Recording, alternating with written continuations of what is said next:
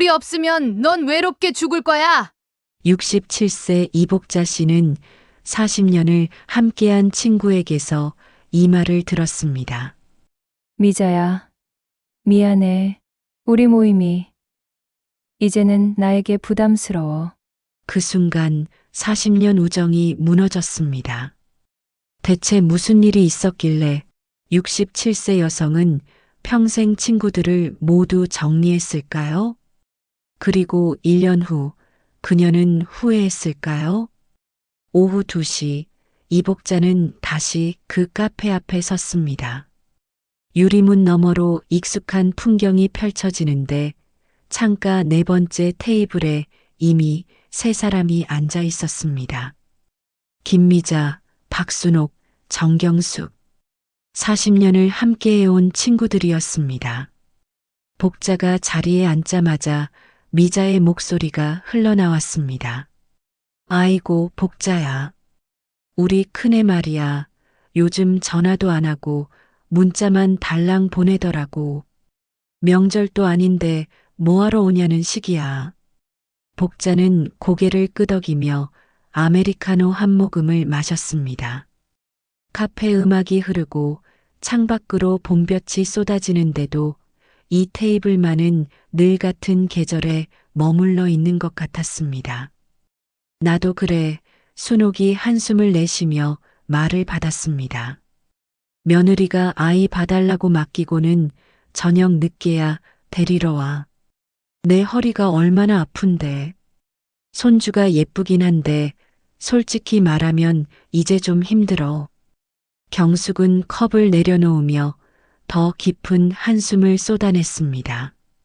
그나마 손주라도 봐주면 다행이지. 우리 애들은 나를 완전히 잊고 사는 것 같아. 이렇게 버림받은 기분일 줄 몰랐어. 복자는 세 사람의 이야기를 들으며 머릿속으로 지난주를 떠올렸습니다. 지난주에도 같은 이야기였고 그 전주에도 그 전전주에도 마찬가지였습니다. 미자의 큰아들 이야기, 순옥의 손주 돌봄, 경숙의 외로움. 마치 낡은 LP판처럼 같은 멜로디가 반복되는데 복자는 언제나 조용히 듣기만 하는 청중이었습니다. 정년 퇴임 후 1년이 지났습니다. 처음에는 이 모임이 위안이 되었습니다. 40년을 함께 웃고 울었던 친구들이었고 그 시간의 무게는 가볍지 않았습니다. 하지만 계절이 바뀌고 또 바뀌면서 복자는 점점 이 자리가 무겁게 느껴지기 시작했습니다. 매주 목요일 오후 2시 같은 카페, 같은 자리, 같은 아메리카노, 그리고 끝없이 이어지는 불평과 한탄의 합창. 복자 자신도 불만이 없는 건 아니었습니다. 서울에 사는 큰딸은 바쁘다는 핑계로 한 달에 한 번 전화할까 말까 했고 아들은 명절에나 얼굴을 비췄습니다. 하지만 복자는 그것을 입 밖에 내지 않았습니다. 말해봤자 해결되는 것도 없었고 오히려 그 불만을 되새김질하면서 마음만 더 무거워지는 것 같았습니다. 복자야, 너는 참 말이 없어. 너희 애들은 효자 효녀야? 미자가 물었습니다. 뭐, 그냥저냥. 복자는 애매하게 웃으며 말끝을 흐렸습니다. 요즘 나 정원 가꾸기에 관심이 생겼어. 복자가 조심스럽게 말을 꺼냈을 때 세 사람의 시선이 일제히 그녀에게 쏠렸습니다. 정원? 갑자기 무슨 정원? 미자가 어이없다는 듯 물었습니다. 우리 집 베란다에 화분 좀 들여놓고 허브도 키워보고 싶어서. 허브? 순옥이 코웃음을 쳤습니다. 그런 거 키워서 뭐해? 마트 가면 다 파는데. 경숙도 거들었습니다. 복자야, 그런 것보다 자식들 신경이나 좀 더 쓰지. 우리 나이에 무슨 정원이야. 그냥 집에서 편하게 쉬어. 복자는 더 이상 말을 잇지 못했습니다. 자신의 작은 꿈을 조심스럽게 꺼냈는데 친구들은 그것을 한순간에 무시해버렸습니다. 복자는 미소를 지으며 고개를 끄덕였지만 그 미소 뒤에는 쓸쓸함이 번져갔습니다. 모임은 4시가 되어서야 끝났습니다. 헤어지며 다음 주를 약속하는 친구들의 목소리가 멀게 들렸습니다. 복자는 천천히 집으로 걸어갔는데 발걸음이 유난히 무거웠습니다.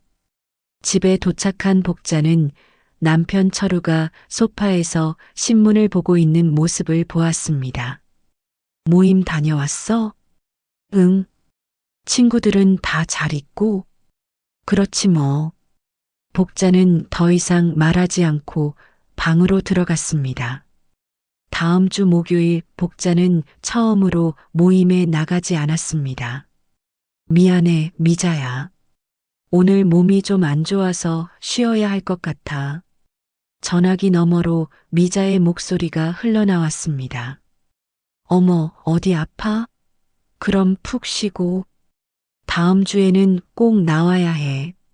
몸이 아픈 건 아니었습니다. 다만 그 카페로 향하는 발걸음이 더 이상 가볍지 않았고 2시간 동안 같은 이야기를 듣는 일이 고통스러워졌을 뿐이었습니다. 복자는 그날 오후 처음으로 혼자만의 시간을 가졌습니다. 동네 작은 서점에 들렀고 정원 가꾸기 책을 샀으며 카페에 앉아 천천히 책장을 넘겼습니다. 아무도 불평하지 않았고 누구도 복자에게 고개를 끄덕이라고 요구하지 않았습니다. 그 고요함이 낯설면서도 편안했습니다. 하지만 그 평화는 오래가지 못했습니다. 그 다음 주 복자는 또 핑계를 댔습니다. 미자야, 미안한데 오늘 병원 검진 예약이 있어서. 검진? 무슨 검진? 어디 아픈 데 있어? 미자의 목소리에 걱정이 섞여 있었습니다. 아니야, 그냥 정기 검진이야. 다음 주에 봐. 3번째 주에는 순옥이 전화를 걸어왔습니다. 복자야, 너 요즘 왜 그래? 2번이나 안 나왔잖아. 우리가 뭘 잘못했어? 아니야, 순옥아. 그냥 좀 바빠서 그래. 바빠? 우리 나이에 뭐가 바빠? 복자는 대답하지 못했습니다. 4번째 주 경숙이 문자를 보냈습니다. 복자야, 우리 만나자. 무슨 일 있는 거 아니야? 걱정돼. 복자는 문자를 읽고도 한참을 답장하지 못한 채 핸드폰을 내려놓았습니다. 거짓말을 이어가는 것도 지쳤고 그렇다고 진실을 말할 용기도 나지 않았습니다. 5월의 어느 오후 미자가 전화를 걸어왔습니다. 이번에는 목소리가 달랐습니다. 복자야, 너 대체 왜 이러는 거야? 한 달 동안 4번이나 빠지고. 우리가 그렇게 싫어? 미자야, 그게 아니라. 그럼 뭔데? 40년을 친구로 지냈는데 이제 와서 우리를 버리는 거야? 미자야, 나도 내 이유가 있어. 조금만 이해해줘. 이해? 뭘 이해해?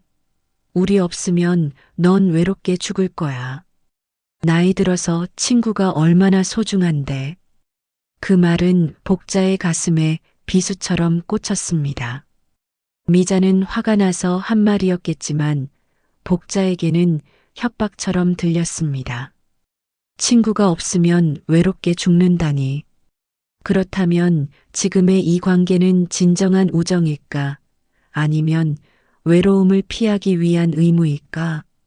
남편 철우가 걱정스러운 얼굴로 다가왔습니다. 무슨 일이야? 미자한테 전화 왔어? 응. 친구들한테 말해야 하는 거 아니야? 이렇게 피하기만 하면 더 힘들어질 텐데. 복자는 고개를 끄덕였습니다.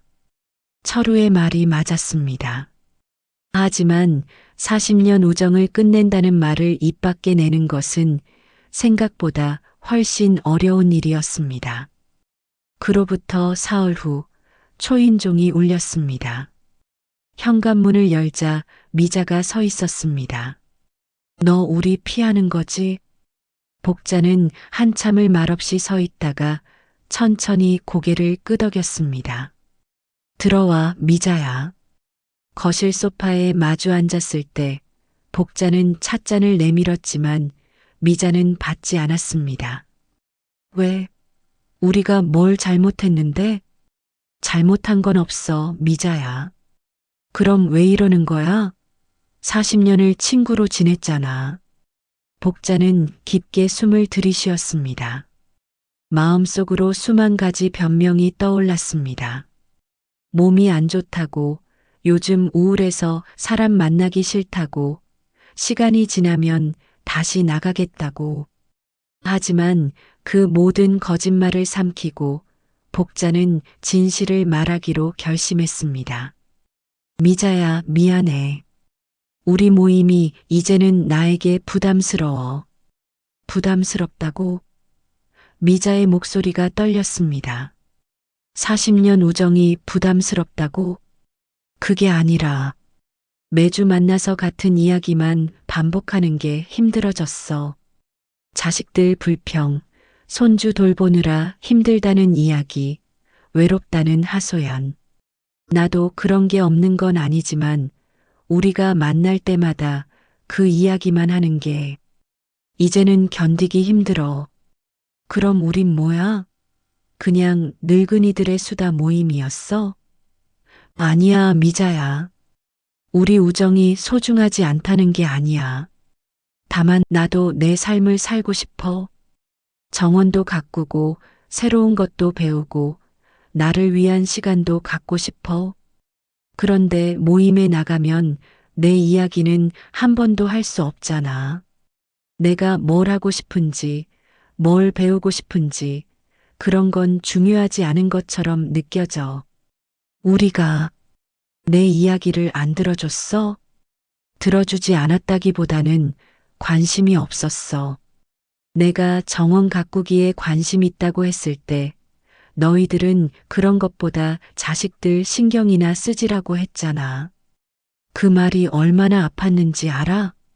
미자는 입술을 깨물었습니다.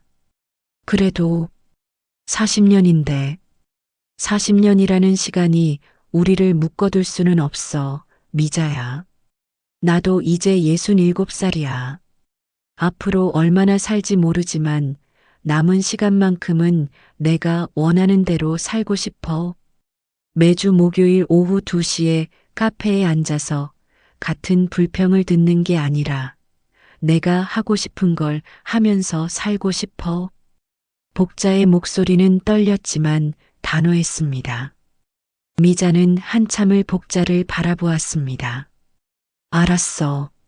내 마음이 그렇다면 어쩔 수 없지. 미자는 일어섰습니다. 복자도 따라 일어났고 현관까지 배웅했습니다. 미자야. 됐어. 더 이상 말하지 마. 문이 닫히는 소리가 유난히 크게 들렸습니다. 미자가 떠난 후 첫 일주일은 찜찜함과 죄책감이 복자를 따라다녔습니다. 설거지를 하다가도 빨래를 개다가도 문득 미자의 눈빛이 떠올랐고 40년이라는 시간의 무게가 가슴을 짓눌렀습니다. 밤이면 잠을 설쳤고 아침이면 핸드폰을 확인하며 혹시 미자나 다른 친구들에게서 연락이 왔을까 기대했습니다. 하지만 핸드폰은 조용했습니다. 남편 철우는 처음에 복자의 결정을 이해하지 못했습니다. 40년 친구를 그렇게 정리하면 나중에 후회하는 거 아니야? 후회할 수도 있지. 하지만 지금 이대로 계속 가는 것도 후회할 것 같아. 그래도 친구가 얼마나 귀한데. 우리 나이에 새 친구를 사귀기도 쉽지 않잖아. 복자는 남편의 말을 듣고 있었지만 마음은 이미 정해져 있었습니다. 철우는 며칠간 복자를 지켜보다가 어느 날 말했습니다. 당신이 결정한 거라면 내가 지지할게. 대신 너무 외로워하지는 마. 그 말에 복자는 남편의 손을 꼭 잡았습니다. 평생을 함께 살았지만 이렇게 마음이 통한다고 느낀 적이 많지 않았는데 이 순간만큼은 철우가 자신을 진정으로 이해해 준다는 것을 알 수 있었습니다. 두 번째 주가 지나가면서 복자는 조금씩 변화를 느끼기 시작했습니다. 복자는 베란다에서 허브를 돌보는 시간을 늘렸습니다. 바질과 로즈마리, 민트와 라벤더, 작은 화분들이 하나둘 늘어나면서 베란다는 작은 정원으로 변해갔습니다. 어느 날은 도서관에 가서 정원 관련 책을 빌렸고 또 어느 날은 동네 원예센터를 돌아다니며 흙과 비료를 구경했습니다. 5월의 어느 봄날 복자는 시내 식물원에 갔습니다. 평일 오전이라 사람이 많지 않았고 햇살은 부드럽게 나무 사이로 스며들었습니다. 온실을 지나 야외 정원으로 나가자 형형색색의 꽃들이 만발해 있었습니다. 튤립, 수선화, 펜지, 그리고 이름 모를 야생화들까지. 복자는 천천히 정원을 거닐며 하나하나 식물들을 관찰했습니다. 꽃잎의 결, 잎사귀의 모양, 줄기가 뻗어나가는 방향. 모든 것이 신기하고 아름다웠습니다. 한참을 걷다가 작은 허브 정원 앞에서 멈춰 섰습니다. 저 허브들 관심 있으세요? 뒤에서 목소리가 들렸습니다. 복자가 돌아보니 자신과 비슷한 나이로 보이는 여성이 서 있었습니다. 짧게 자른 머리에 편안한 면 바지를 입고 손에는 작은 물뿌리개를 들고 있었습니다. 아, 네. 집에서 조금씩 키우고 있어요. 그래요? 저도 텃밭에서 허브를 키워요. 이름은 장옥분이에요. 이복자입니다. 두 사람은 악수를 나눴습니다. 저기 벤치에 앉아서 이야기 나눌까요? 옥분의 제안에 복자는 고개를 끄덕였습니다. 두 사람은 정원 한편의 벤치에 나란히 앉았습니다. 새들이 지저귀고 바람이 나뭇잎을 흔들었습니다. 전에는 도서관 사서였어요. 35년 일하고 작년에 은퇴했죠. 옥분이 먼저 자신의 이야기를 꺼냈습니다. 복자는 그녀의 말을 들으며 고개를 끄덕였습니다. 은퇴하고 나니까 처음엔 허전하더라고요. 그래서 뭘 해야 하나 고민하다가 예전부터 하고 싶었던 걸 하나씩 시작했어요. 독서 모임도 만들고 텃밭도 시작하고. 독서 모임이요? 네. 동네 작은 도서관에서 주 1회 모여요. 한 달에 책 한 권씩 읽고 이야기 나누는데 정말 재미있어요. 나이 드신 분들도 많고 젊은 분들도 계세요. 복자는 옥분의 이야기에 점점 빨려들었습니다. 은퇴 후에도 이렇게 활기차게 살 수 있다는 것이 신기했고 부러웠습니다. 저는 은퇴한 지 1년 좀 넘었어요. 교사였고요. 어머, 선생님이셨어요? 멋지시네요. 처음에는 친구들과 자주 만났는데 요즘은 좀 달라졌어요. 복자는 조심스럽게 자신의 이야기를 꺼냈습니다. 40년 친구들과의 결별, 혼자가 되는 것에 대한 두려움, 그리고 동시에 느끼는 자유로움. 옥분은 복자의 말을 가만히 들어주었습니다. 복자 씨 용기가 대단하세요. 이야기를 다 듣고 난 옥분이 말했습니다. 용기라기보다는 그냥 견딜 수 없었어요. 그게 용기예요.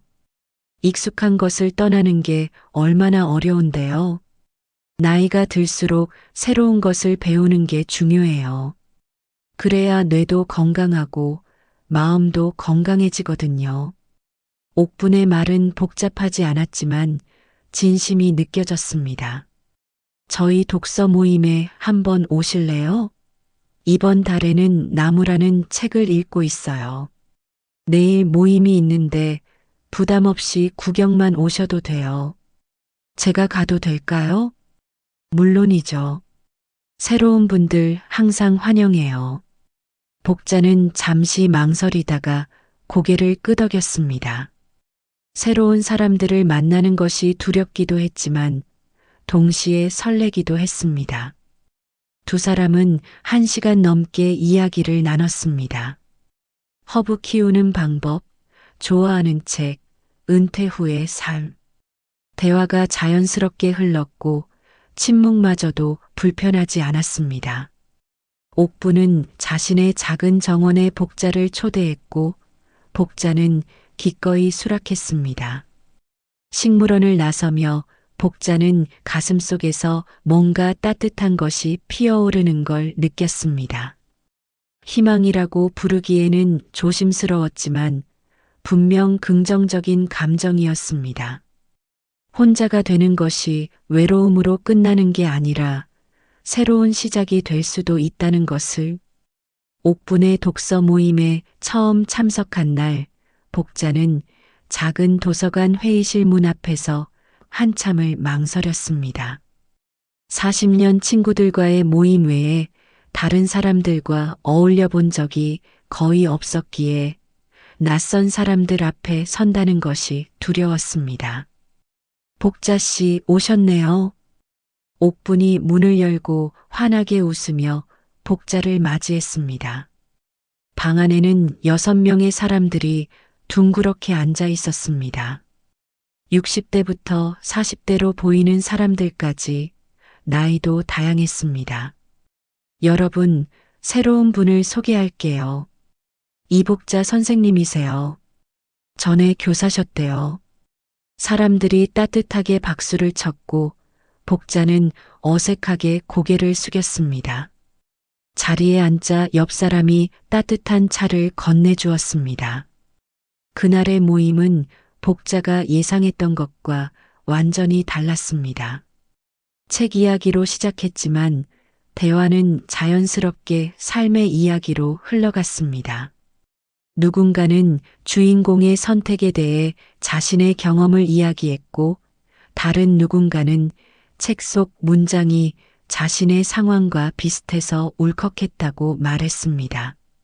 하지만 옛 친구들과의 모임과 다른 점은 아무도 불평만 늘어놓지 않았다는 것이었습니다. 어려움을 이야기하더라도 그것을 어떻게 극복했는지, 무엇을 배웠는지에 초점을 맞췄습니다. 복자 선생님은 어떻게 생각하세요? 갑자기 옥분이 복자에게 물었습니다. 저는 주인공이 과거를 놓아주는 장면이 인상 깊었어요.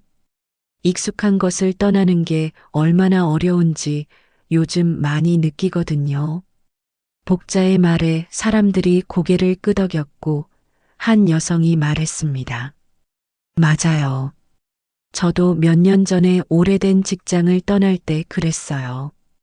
두려웠지만 지금은 그때의 결정이 최선이었다는 걸 알아요. 그렇게 복자의 첫 독서 모임은 끝났습니다. 다음 주 옥부는 복자를 자신의 작은 텃밭으로 초대했습니다. 도심 외곽의 주말 농장이었는데 옥부는 그곳에서 작은 구획을 빌려 허브와 채소를 키우고 있었습니다. 와, 정말 크네요. 복자는 감탄했습니다. 베란다 화분과는 비교할 수 없을 만큼 풍성한 허브들이 자라고 있었습니다. 로즈마리는 무릎 높이까지 자랐고 바질은 향기로운 잎을 무성하게 펼치고 있었습니다. 여기서 키운 허브로 차도 만들고 요리에도 쓰고 이웃들과 나누기도 해요.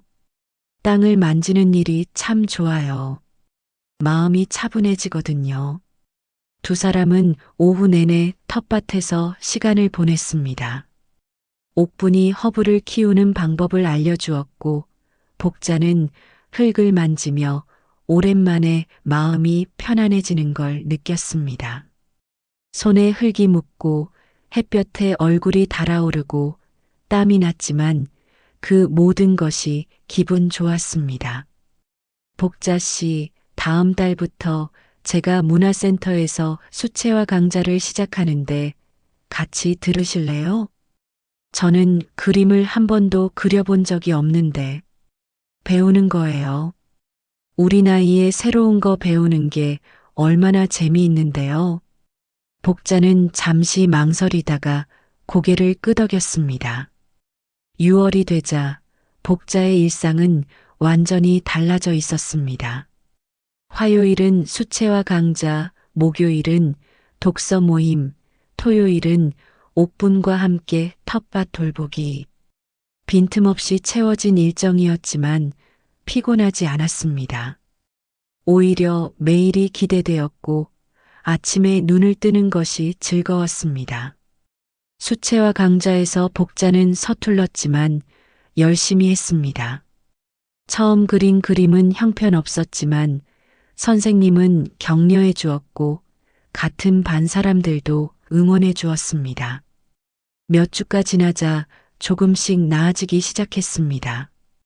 어느 날 독서 모임에서 옥분이 제안했습니다. 복자 선생님, 다음 달 모임을 이끌어 보시는 게 어때요? 선생님이 추천하고 싶은 책으로요. 제가요? 저는 아직 선생님이셨잖아요. 잘하실 거예요.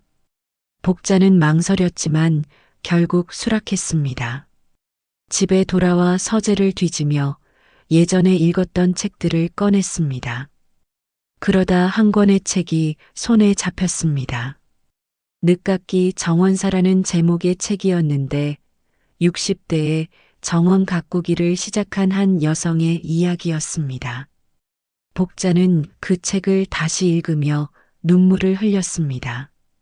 책 속 주인공이 바로 지금의 자신 같았습니다. 7월의 독서 모임에서 복자는 처음으로 모임을 이끌었습니다. 떨리는 목소리로 책을 소개했고 사람들에게 질문을 던졌으며 대화가 자연스럽게 흐르도록 유도했습니다. 모임이 끝난 후 사람들이 복자에게 다가와 말했습니다. 선생님, 정말 좋았어요. 다음에도 또 이끌어 주세요. 복자는 그날 집으로 돌아오며 뿌듯함을 느꼈습니다. 자신이 누군가에게 도움이 되고 의미 있는 시간을 만들어낼 수 있다는 것이 신기하고 감사했습니다.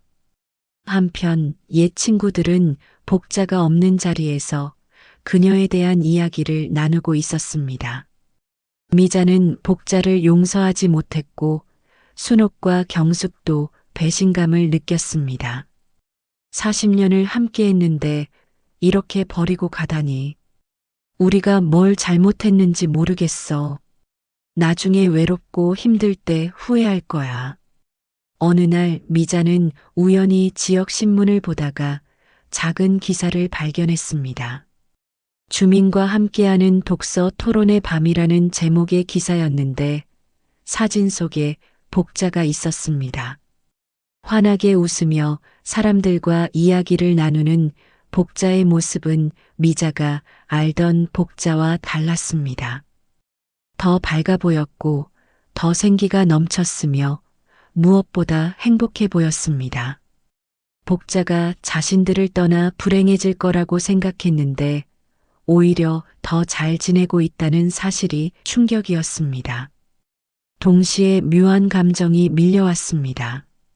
부러움과 질투, 그리고 자신의 삶에 대한 회의감. 8월의 어느 오후 복자는 마트에서 장을 보다가 순옥과 마주쳤습니다. 순간 시간이 멈춘 것 같았습니다. 순옥아. 복자가 먼저 인사했습니다. 순옥은 잠시 망설이다가 고개를 살짝 끄덕였습니다. 잘 지내?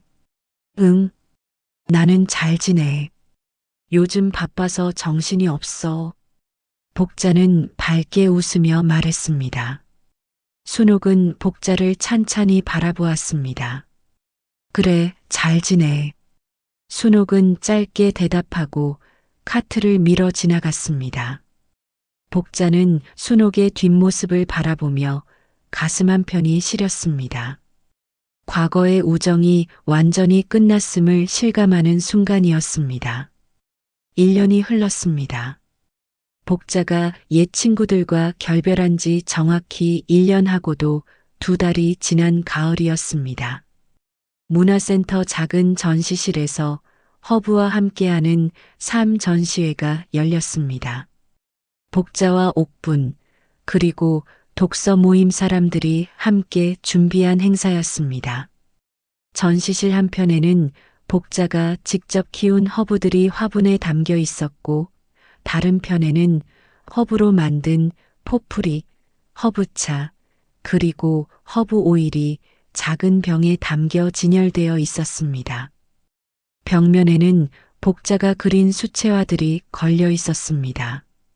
복자 선생님, 이 그림 정말 좋아요. 색감이 따뜻해요. 한 관람객이 말했습니다. 복자는 수줍게 미소 지으며 고개를 숙였습니다. 1년 전만 해도 상상하지 못했던 일이었습니다.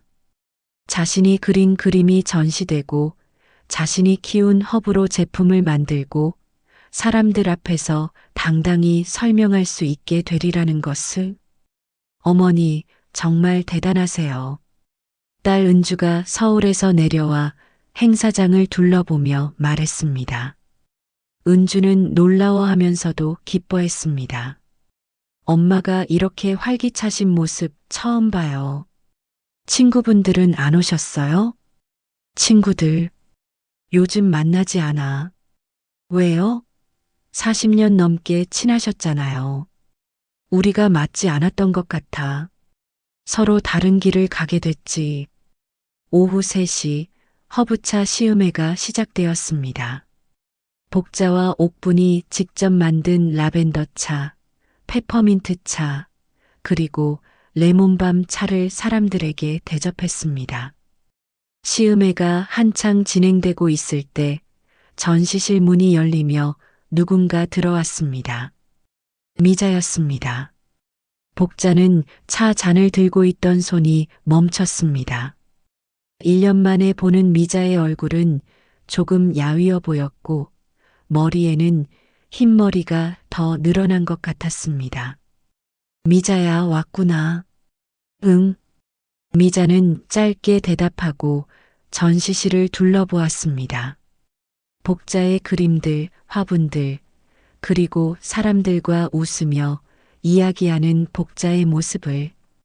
미자의 눈빛이 복잡하게 흔들렸습니다. 차 한잔 할래? 복자가 물었습니다. 미자는 고개를 끄덕였고 두 사람은 전시실 한편의 조용한 자리에 앉았습니다. 복자가 라벤더 차를 따라 미자에게 건넸습니다.